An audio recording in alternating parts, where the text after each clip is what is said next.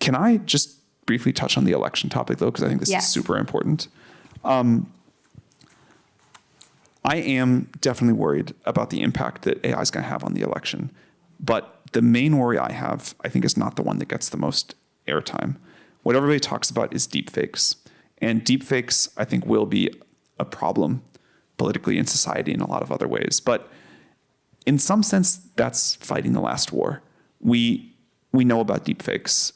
People have some degree of antibodies to them. We have some societal vigilance. People know if they see an image or a video or whatever, it might not be real. And everybody thinks that they're not susceptible to it. It's just somebody else that is. We're all probably somewhat susceptible, but it's at least a known issue. The thing I'm really worried about this upcoming election and future ones, and more broadly, is the sort of customized one-on-one persuasion ability of these new models. And that's a new thing that we don't have antibodies for. And I think we'll all be more susceptible to it than we realize. What does that look like? Like ChatGPT trying to convince you who to vote for? Or like what would probably it look like? not. If you're asking like ChatGPT, who should I vote for in the election? I have some other questions for you. But it means like systems on the internet powered by AI to varying degrees that are just like subtly influencing you.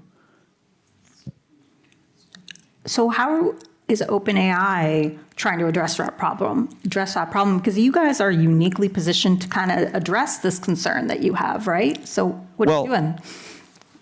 I mean, we on our own system, we're doing a lot to address it, but there will be other models that people are using that are just out in the world that I don't think we or really any other single model can detect. There's like a question a single company can detect. There's this question of like, can you use an AI system to detect the outputs of other AI systems? Can you watermark it? Can you do something? Even for systems that aren't watermarked, can you like detect the right patterns? And I frankly think those capabilities are somewhat overstated. But it is like a foreign adversary that has trained their own AI system that none of us even know about. That's the kind of thing I'm worried about. I fear manipulation by AI. Ease my concerns. Do you have anything to ease people's concerns here? Because you said even beyond, right, synthetic media. I fear it too, a lot. I think this is a place where, speaking of things where we need the government to set some guidelines, and we also need to hold the companies accountable and also the non-companies that just are going to deploy things here. Like, I think I'd be lying to you to ease your concerns here. I'm quite nervous about this myself. Great.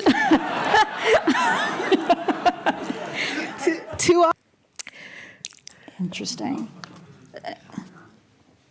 I actually think there's been almost very little productive investment that's gone into existential risk.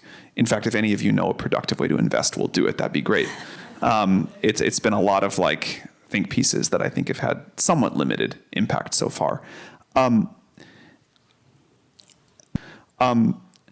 The thing that I think is so hard to at least wrap my head around is we are building a technology that if it keeps going, if it continues on this curve, I think can either be the greatest or the worst thing humanity has yet built. Sam, why is AI inevitable? It's not. It's not.